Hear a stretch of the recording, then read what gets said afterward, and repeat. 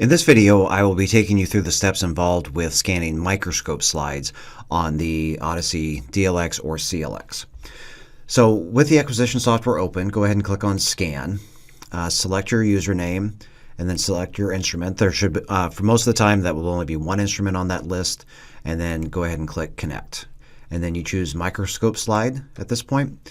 And then over here, you would then select the area for scanning, just like that. And if you have multiple slides that you were scanning, you can draw additional areas here.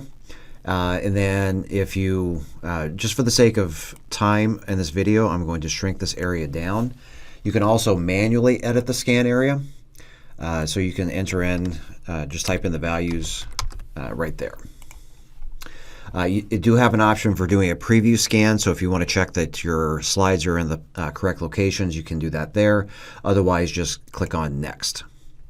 You then choose which channels you want to use. If you have stained in both colors, go ahead and click on those. Otherwise, just choose the one color that you've used.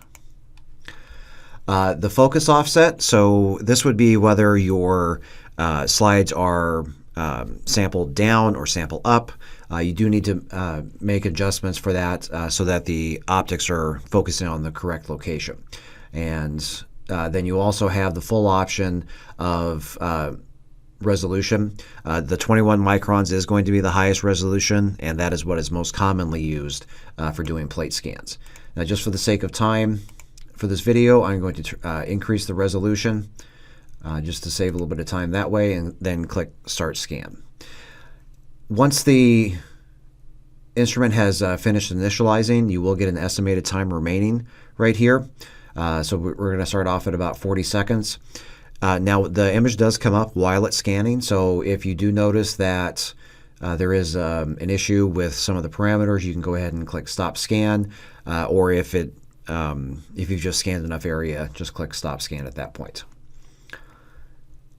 And so once this finishes up, we'll have two options, whether we want to export to analyze for taking it to your own computer for use with Imperia, or if you just need to publish or present the image, you have those options right here. Now, if you have scanned multiple slides, the default is that it'll scan or it'll export all of the slides together. If you do want to export them individually, just go ahead and uncheck that. But otherwise, just click Export to Scan, save it, and transfer it to your own computer for use on with Imperia. If you do have other scans that you want to do, go ahead and click Start Scan at this point. Otherwise, just click Leave to return to the main menu.